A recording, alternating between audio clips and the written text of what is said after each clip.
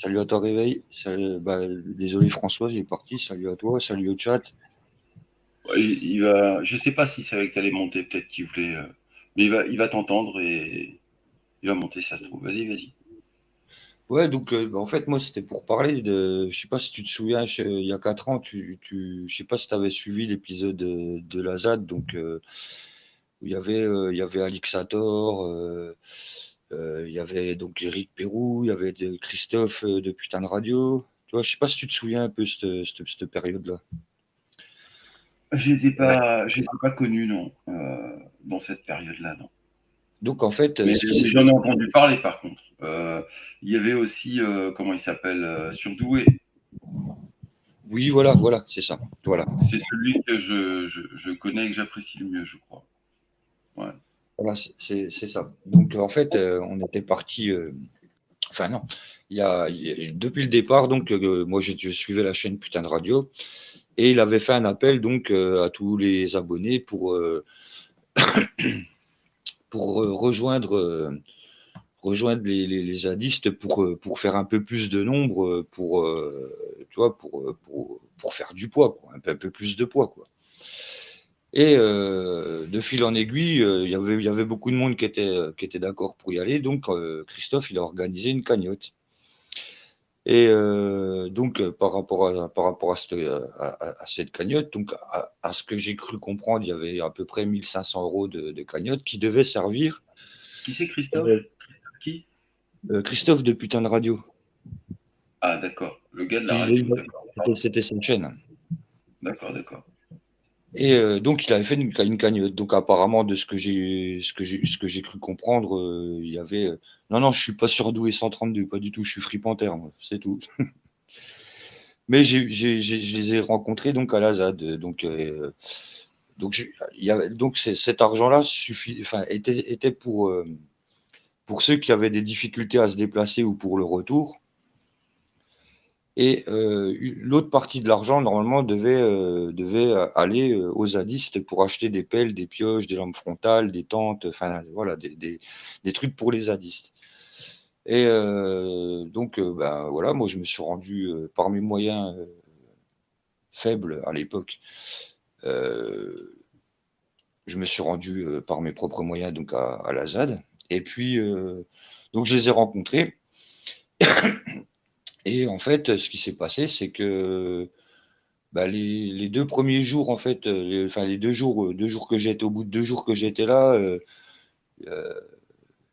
eux, ça leur convenait pas, il y avait pas assez de confort, c'était pas ça leur convenait pas donc ils ont décidé de faire la tenaille. Donc je tiens un peu comme dans la 7e compagnie, tu vois? Heu, C'est-à-dire qu'en fait, ils ont été à 24 kilomètres de la ZAD dans un cottage 4 étoiles avec piscine couverte et tout, quoi. Et bah, justement sur les traits de cette cagnotte, quoi. Voilà. Qui a été dans cet hôtel? Alors ben, du coup, nous on est une paire on est quand même pas mal à être restés sur la ZAD, mais Eric, donc Christophe et puis Xavier, ça leur convenait pas et je te dis, c'était pas assez confortable pour eux, donc ils ont pris, sur la cagnotte pour aller, dans ce cottage 4 étoiles, donc avec, Et ça, oui, mais ils ont pris combien sur les 1500? Parce que les ben, 1500, c'était le projet et ils ont fait 1500? je sais pas, moi j'ai pas vu la cagnotte complète, donc moi c'est ce que Christophe m'a dit après, parce que je t'expliquerai pourquoi il m'a dit 1500, pourquoi je te dis 1500, Mhm. parce que au final, bon ben voilà, donc je sais pas pour combien il y en avait le cottage, mais tout ce que je peux te dire, c'est qu'il y avait déjà une caution de 300 euros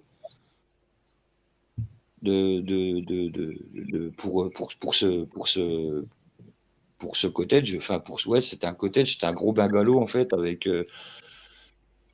2 chambres, 2 grosses chambres, 2 salles de bain, 2 WC, la télé écran plat, internet, la piscine intérieure, pas, enfin voilà, dans le camping. Et voilà quoi. Et donc, bah, tous les soirs, c'était la fête au village, hein. Ils faisaient des lives depuis le bungalow, complètement raide. Ça picolait le whisky à foison, quoi. Ils ont même essayé d'ouvrir une bouteille de mousseux ou de champagne qu'ils en ont foutu partout dans le plafond. J'expliquerai encore autre chose après. De plus, ils ont fait un peu les crados parce que ils ont dû bénir une cafetière ou je sais pas quoi. Ils ont ramassé ça avec les serviettes, les belles serviettes blanches du camping. Ils ont foutu ça comme des chiens après. Ensuite, qu'est-ce qu'il y a eu d'autre? Oui, donc voilà, donc l'avant-dernier jour avant qu'ils rendent les clés, en fait, ils ont décidé de s'en aller. Donc de rendre le cottage. Sauf que le cottage, il fallait, eux, ils avaient décidé de partir la veille au soir. Et en fait, le lendemain matin, si tu veux, il y avait à 11 heures, il y avait l'état des lieux avec donc avec la propriétaire des lieux, quoi.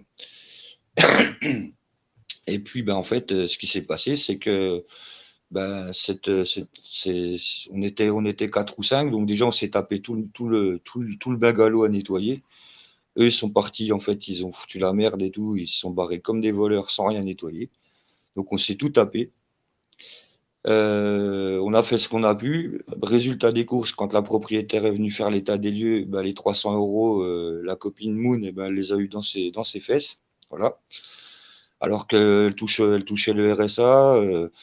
Enfin voilà, elle a voulu être sympa, elle a voulu reprendre la caution croyant qu'elle allait la récupérer, puis au final, elle s'est fait piner, quoi. Donc du coup, elle a pas revu ses 300 euros.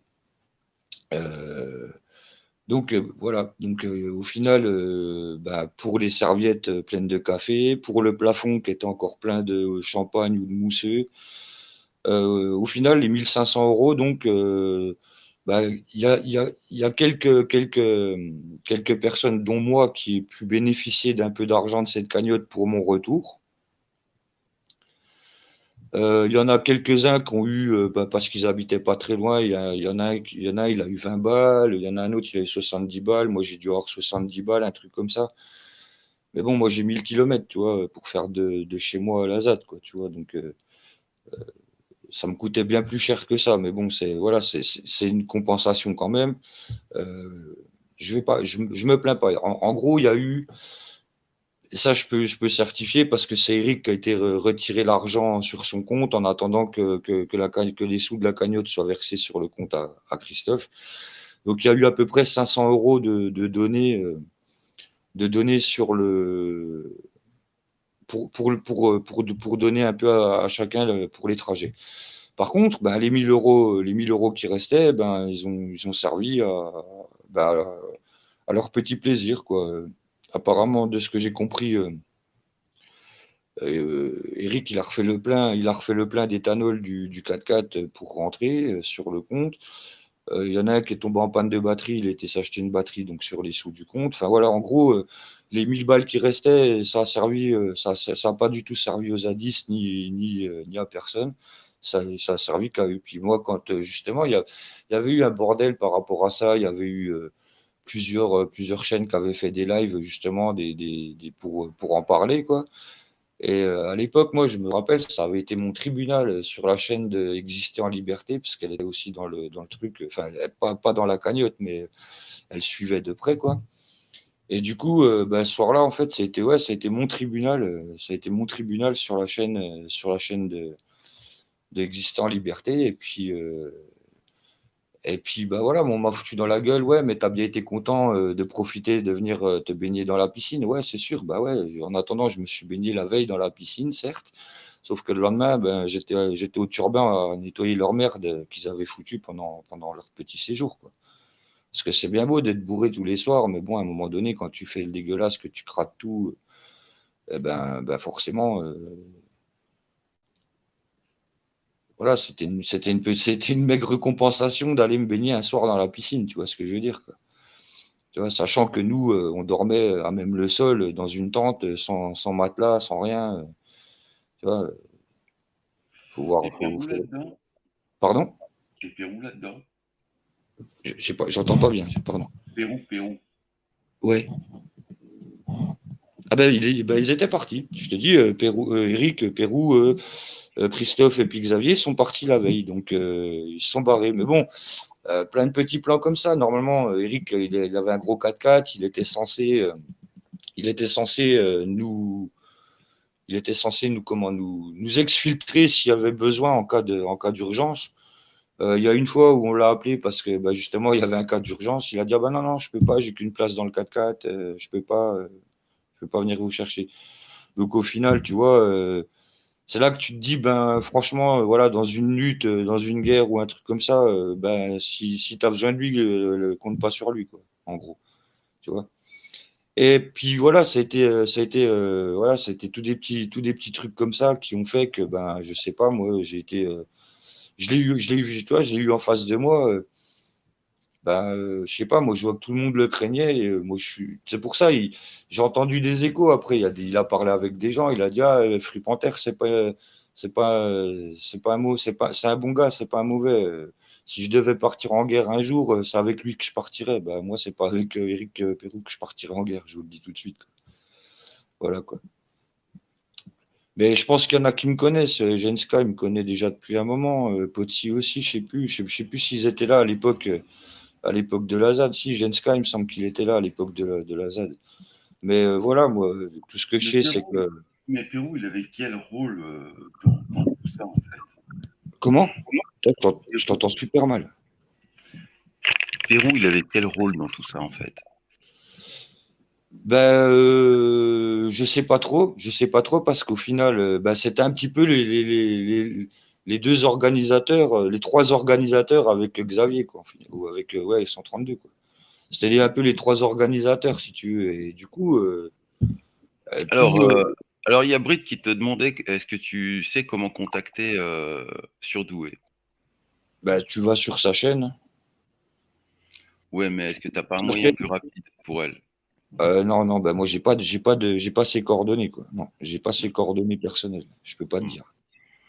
Bah, Surdoué, ça fait longtemps qu'on doit faire un live tous les deux, donc profites-en. Soit tu montes, viens nous parler de tout ça. Je sais que t'es plus trop sur YouTube en ce moment, je crois. Mais sinon, Bon, laisse un message pour Britney du sous la coup, vidéo.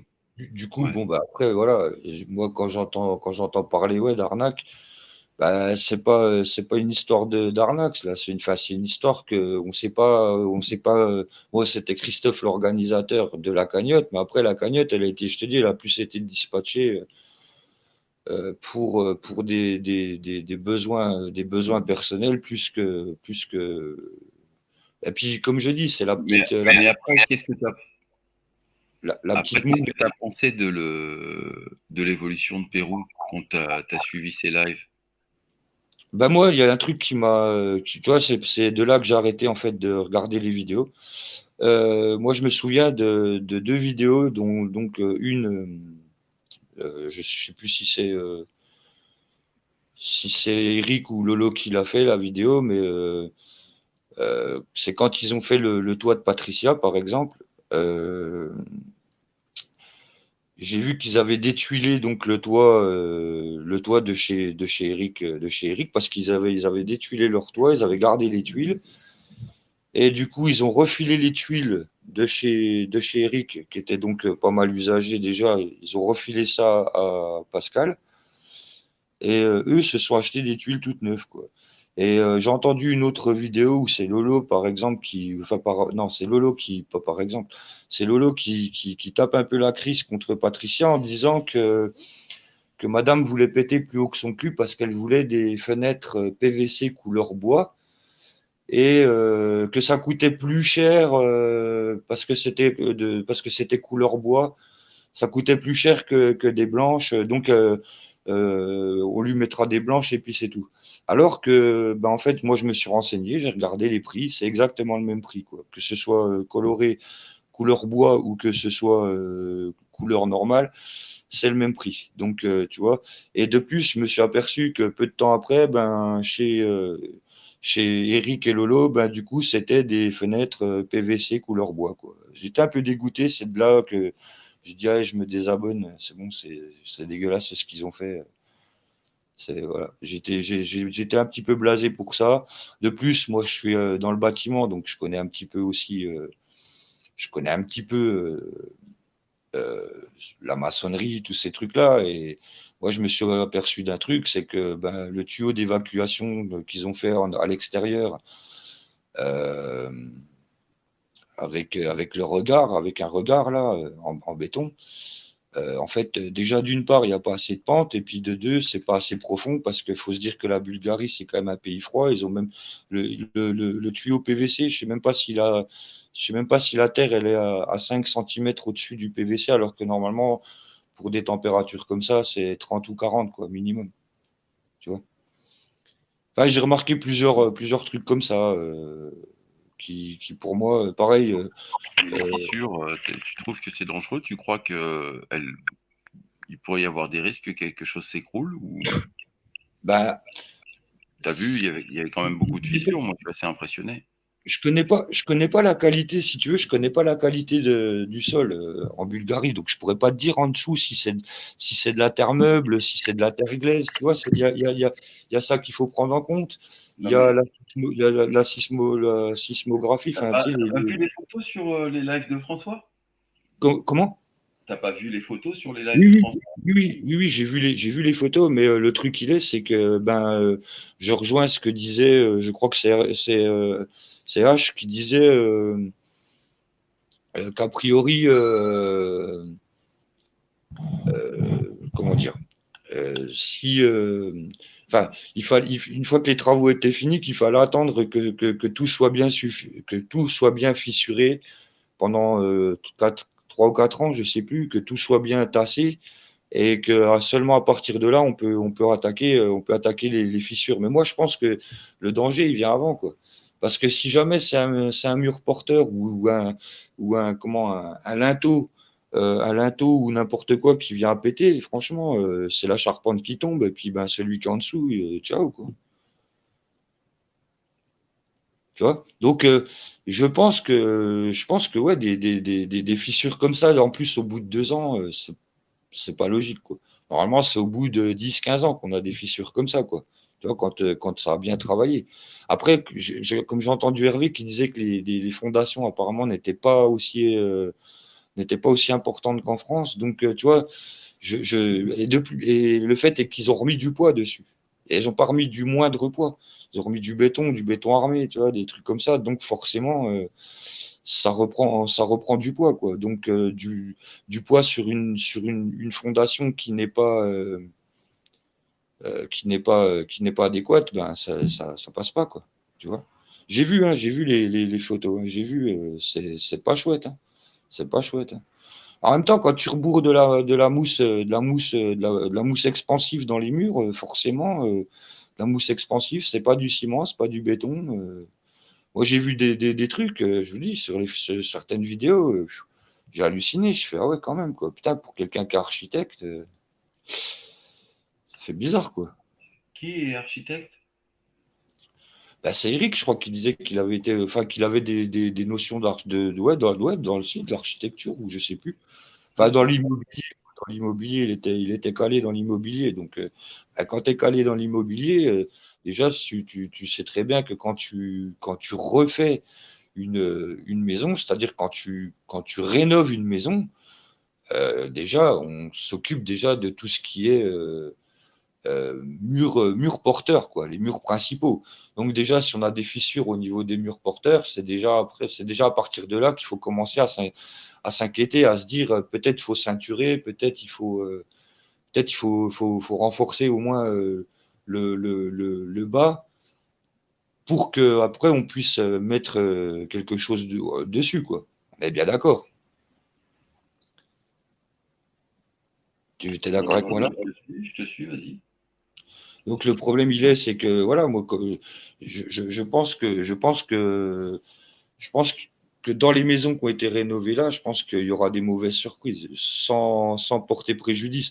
Et le tableau électrique, évidemment, ouais, le tableau électrique, Lolo qui a mis, je sais plus, 2 semaines, 3 semaines, je sais plus, pour brancher un compteur électrique. Enfin voilà, je sais pas, c'est tous des trucs comme ça en fait. Moi je sais pas, j'ai vu quelques épisodes de leurs travaux. Euh, Moi qui suis dans le bâtiment, comme je te dis, de métier au départ. Après, j'ai changé de métier, j'ai fait de la soudure, mais mon premier métier de départ, c'est quand même dans le bâtiment, tu vois. Donc, les tuyaux, pareil, hein, les tuyaux qui sont à la va de chier, qui tiennent pas du tout sur le mur et tout ça, c'est inadmissible. C'est inadmissible. Quand tu vois que le prix qu'ont été vendus les maisons, au prix où ils les ont achetés, au prix où ils les ont revendus pour le travail qui a été fait dedans, c'est honteux. C'est honteux, franchement. Je suis vraiment, ouais. Parce que tu vois, j'ai fait un peu de plomberie aussi, donc je peux te dire, quand tu fais une installation sanitaire, voilà, c'est un collier tous les 40, 50, tous les 40 ou 50 centimètres, selon les endroits où il y a du passage ou pas. Sinon, tu peux les mettre de 60, soit tous les 60 centimètres. Mais tu vois, tu fais quelque chose de propre, tu mets tes tuyaux droits, tu les coudes bien, que chacun. Ouais, François, il insiste, il dit que c'est pas droit. Ah non, non, bah non, c'est pas droit, bien sûr. C'est pas droit.